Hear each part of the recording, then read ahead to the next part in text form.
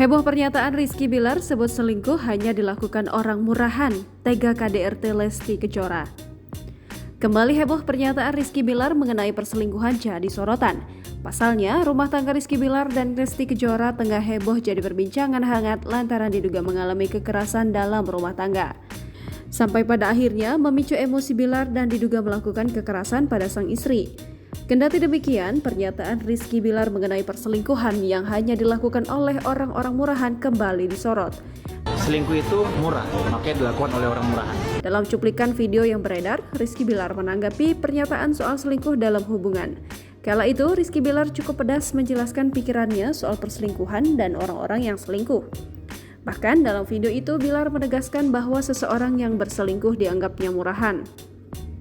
Lebih lanjut, Bilar mengatakan bahwa setia itu mahal karena hal itu tidak mungkin dilakukan dengan orang yang murahan.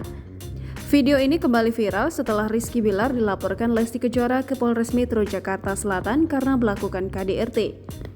Dalam surat laporan itu, Lesti mengaku dicekik dan dibanting beberapa kali oleh Bilar.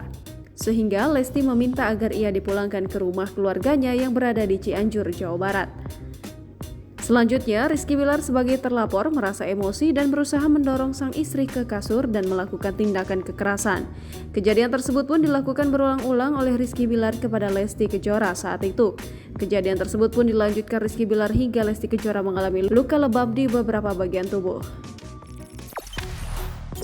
Jangan lupa subscribe, share, komen, dan like ya!